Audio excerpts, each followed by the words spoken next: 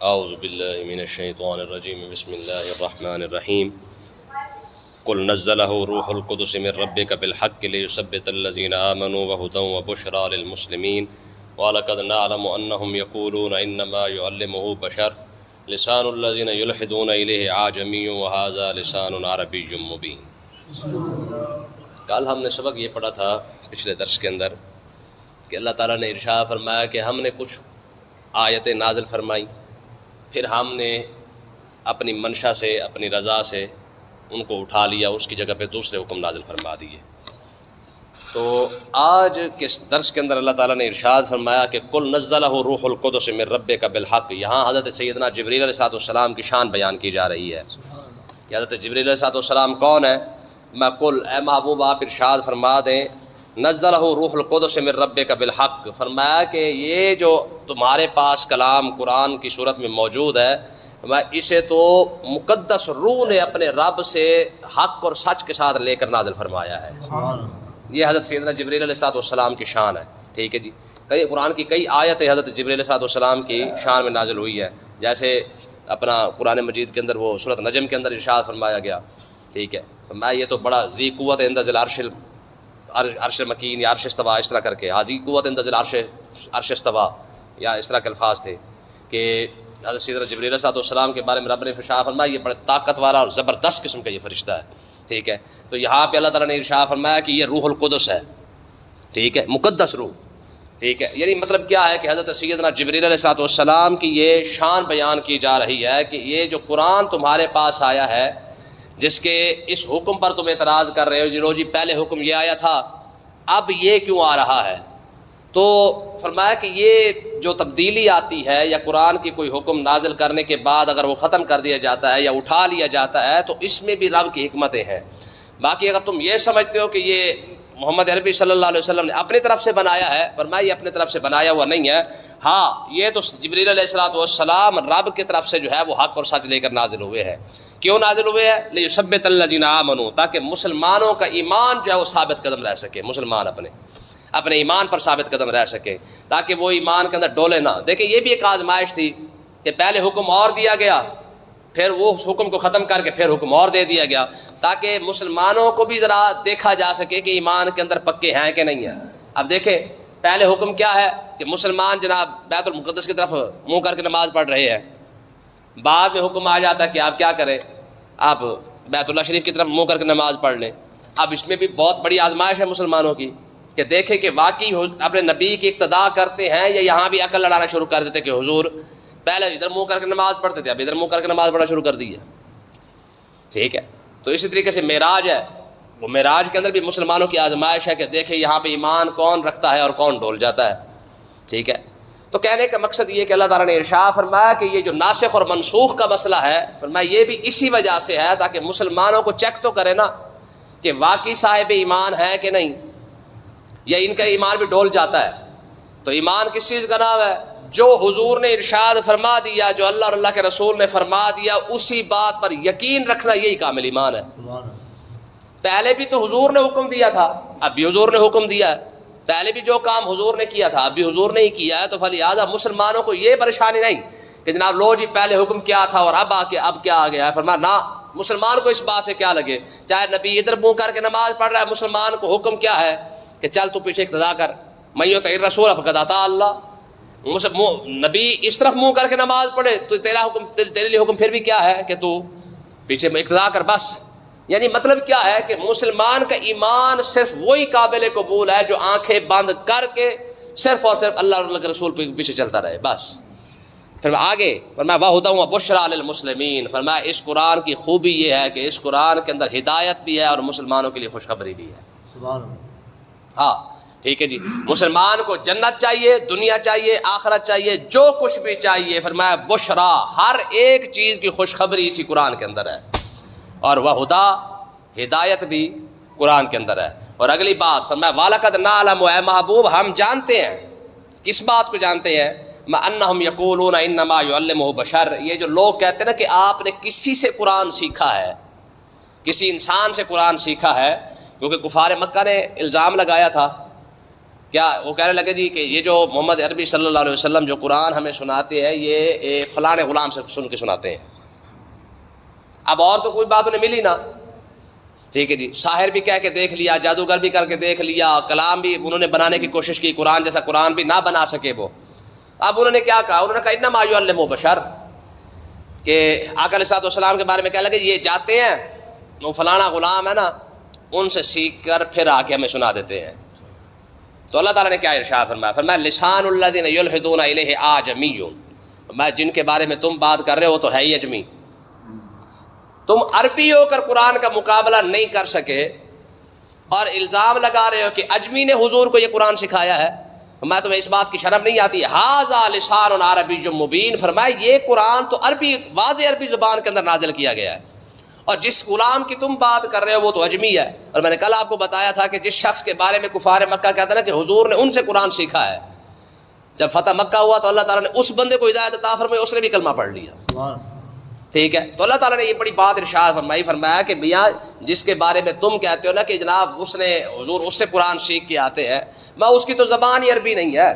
تم تو اپنے آپ کو بڑے بڑے فصیح اور بلیغ کہتے ہو عربی زبان کے اندر, تمہاری تو زبان بھی بہت زیادہ تم اچھی طریقے سے بول سکتے ہو. جب تم اس قرآن کا مقابلہ نہیں کر سکتے تو اجمی کہاں کر سکتا ہے؟ دیکھیں نا جی, ہم جتنا مرضی قرآن کو اچھے طریقے سے پڑھنے کی کوشش کریں یا جو مرضی کر لیں, عربی تو پھر بھی عربی ہے نا. جس کی زبان کے اندر قرآن نازل ہوا ہے جو وہ پڑھ سکتا ہے وہ ہم نہیں پڑھ سکتے, چاہے جتنا مرضی ہم لہجہ اپنا کے دیکھ لیں. ٹھیک ہے جی, قدرتی اللہ تعالیٰ نے دیکھیں نا جی, جو زبان ان کو ملی ہے اسی زبان کے اندر قرآن نازل ہوا ہے, تو ان کے لیے قرآن کو سمجھنا بھی آسان تھا, پڑھنا بھی آسان تھا. ہمارے لیے تو بہت مشکل ہو جاتا ہے. تو اللہ تعالیٰ نے ارشاد فرمایا کہ جس اجمی کی بات تم کر رہے ہو وہ تو خود کلمہ پڑھ کے کھڑا ہوا ہے, اور یہ قرآن ھذا لسان عربی مبین, یہ تو واضح عربی زبان کے اندر نازل ہوا ہے. ٹھیک ہے, پھر آگے اللہ تعالیٰ نے ارشاد فرمایا, فرمایا اصل مسئلہ کیا ہے, فرمایا ان الذین لا یؤمنون بآیات اللہ, فرمایا محبوب یہ لوگ جو اللہ کی آیتوں پر ایمان نہیں لاتے نا, وجہ یہ ہے لا یہدیہم اللہ, اللہ انہیں ہدایت بھی نہیں دیتا.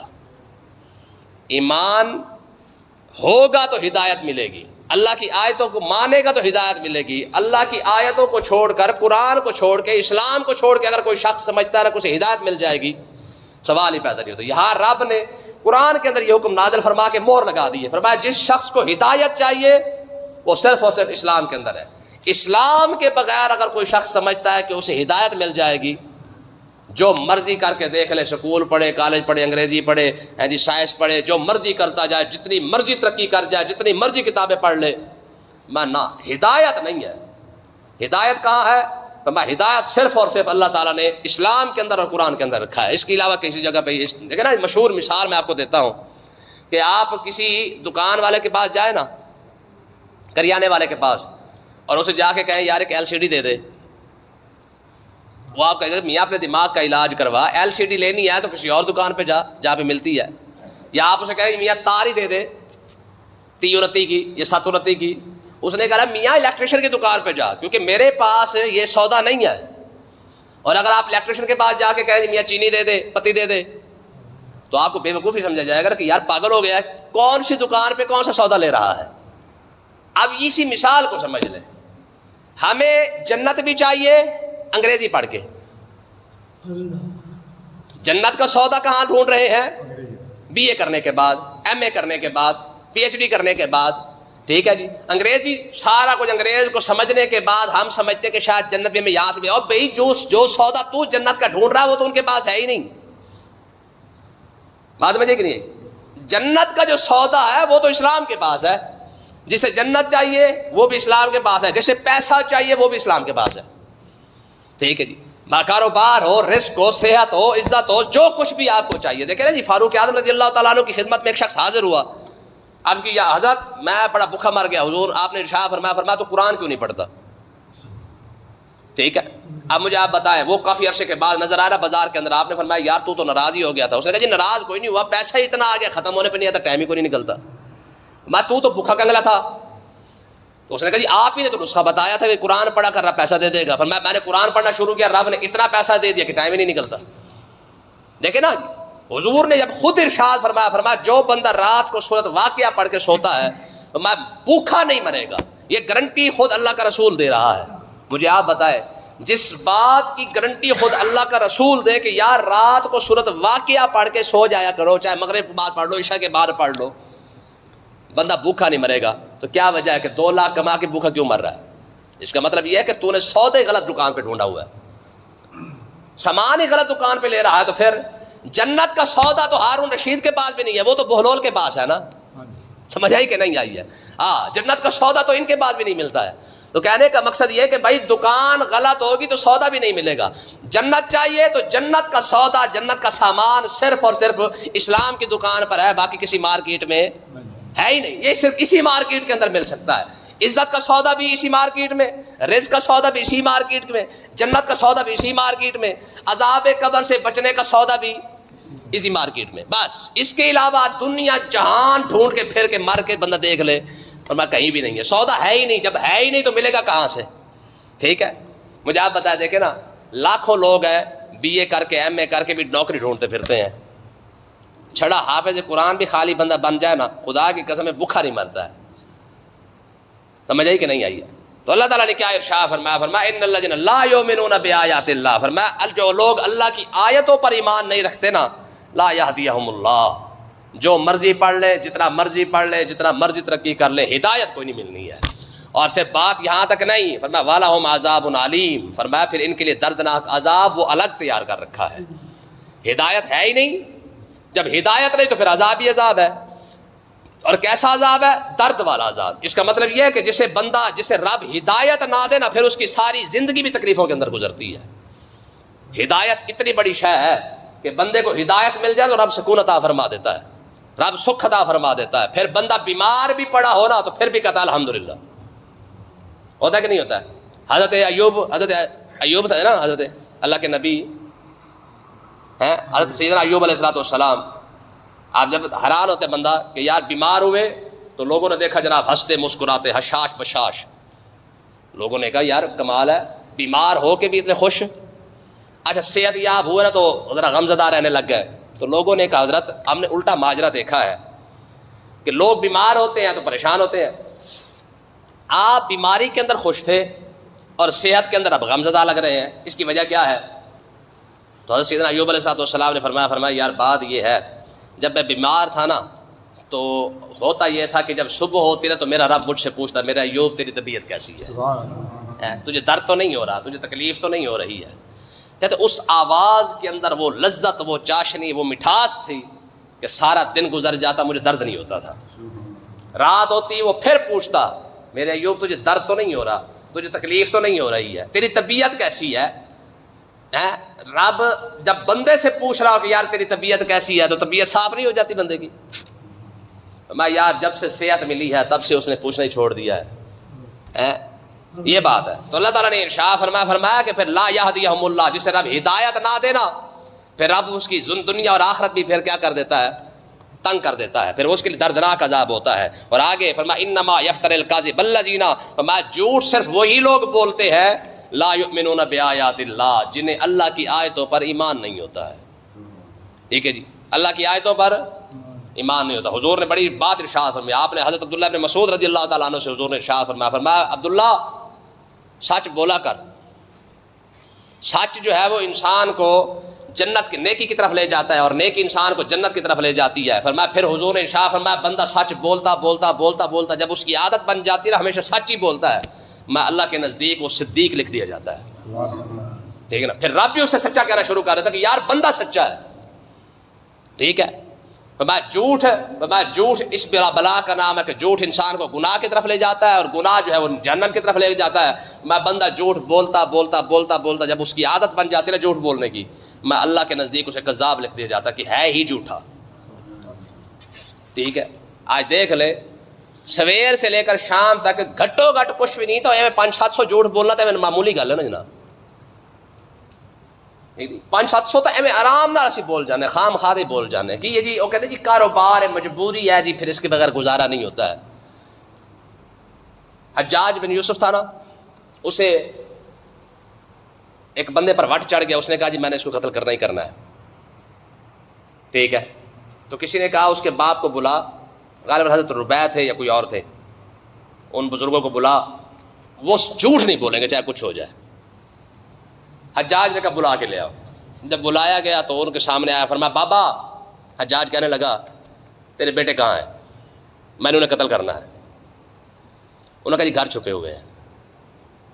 کہا جھوٹ کیوں نہیں بولا؟ اس نے کہا جی ساری زندگی گزر گئی ہے, میں نے آج تک جھوٹ نہیں بولا. تو حجاج نے کہا, اس نے کہا جا پھر تیرے سچ کی وجہ سے میں نے انہیں معاف کر دیا.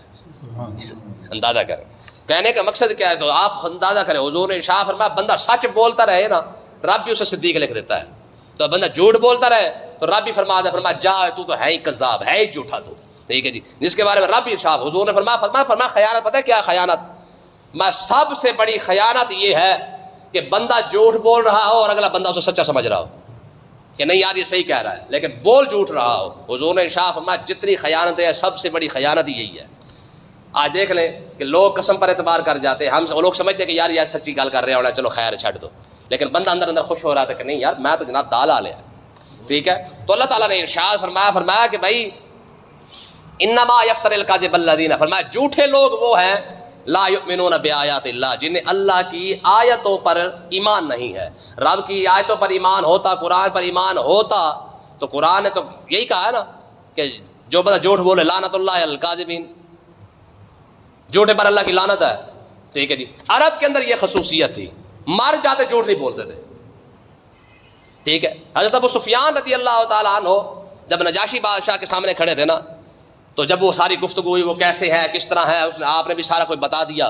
حالانکہ اس وقت بدر لگ چکی تھی, عہد بھی لگ چکی تھی. تو حضرت ابو سفیان سے نجاشی بادشاہ نے جب جو بھی بات پوچھ رہے سچی بات, یعنی وہ آپ سچ بولتے گئے. بعد میں جب دربار سے باہر نکلے نا تو لوگوں نے کہا ابو سفیان کوئی ایک آدھا جھوٹ ہی مار دیتا, کوئی ایک آدھا جھوٹ ہی بول دیتا. تو حضرت ابو سفیان حالانکہ اس وقت کلمہ نہیں پڑھا تھا, تو آپ نے پتہ کیا فرمایا یار بات یہ ہے کہ مجھے شرم آتی ہے کہ لوگ کیا کہتے ہیں کہ اگر میں جھوٹ بولتا تو میں ساری زندگی لوگ جھوٹ کہتے رہتے وہ ایڈا بڑا سردار ہو کے جھوٹ مارا ہے. یعنی مجھے اس بات کی شرم آتی تھی کہ لوگ کیا کہیں گے اتنا بڑا سردار ہو کے جھوٹ بولتا ہے. یعنی وہ بھی تو لوگوں کا ایک لیول تھا نا, آج جتنا بڑا ہوگا اتنا بڑا جھوٹا ہوگا. ٹھیک ہے جی, ہمارے حکمرانوں کو دیکھ لیں, جتنا بڑا خبیث ہوگا اتنا بڑا جھوٹ بولے گا. آج پورے پاکستان کے اندر فوتیاں ہو جائے, گلخانیاں ہو جائے, 40ویں ہو رہے ہیں 15ویں ہو رہے ہیں, سوال ہی پیدا نہیں, اپنے ایم این اے کو بلائے نا, انہیں کنجرا اب بھی تو فوتیاں ہماری ہو رہی ہیں کہ نہیں ہو رہی, اب بھی ہمارے 40ویں ہیں, اب بھی ہمارے کلخانیاں ہیں, اب بھی ہمارا سارا کچھ ہے, اب کیوں نہیں آتے؟ ضرورت نہیں. منافق قوم کے ساتھ پھر یہی کچھ ہی ہوتا ہے. مجھے آپ بتائیں نا, آج الیکشن ہونے کے بعد کون سا ایم این اے جس نے جا کے جنازہ پڑھا ہو؟ ہمارے الیکشن قریب آ جائے ایسے لگتا ہے جیسے امام کو پیچھے کر کے آگے جنازہ بھی انہوں نے پڑھانا ہے. ٹھیک ہے, امام کے پیچھے, ٹھیک ہے, تکبیر اولیٰ کے ساتھ ان کی نمازیں, ختم کے اندر پہلے سب سے پہلے آ کے جڑے بیٹھے ہوتے ہیں. آج کہاں گئے؟ سارے مر گئے. کون سے ختم؟ کہاں گئے کلخانیاں, کہاں گئے 40ویں, کہاں گئی یادیں, سارا کچھ ختم ہو گیا. ٹھیک ہے, تو اللہ تعالیٰ نے ارشاد فرمایا جھوٹے لوگ وہ ہوتے ہیں جنہیں رب کی آیتوں پر, رب کے قرآن پر ایمان نہیں ہوتا. اولئک هم الکاذبون, ہیں جو جھوٹے. میں جھوٹا تو ہے ہی وہی نا, جیسے قرآن پر یقین ہوتا تو جھوٹ کیوں بولتا. آج دیکھیں نا جی, مسلمان اپنے آپ کو سب کچھ سمجھتا ہے, تو قرآن کی اسی آیت کو اٹھا کے ذرا مسلمان فیصلہ کر کے دیکھ رہا نا, رب تو فرما رہا ہے کہ جسے رب کو قرآن پر ایمان ہو تو جھوٹ نہیں بولے گا. تو اس کا مطلب کیا نکلا؟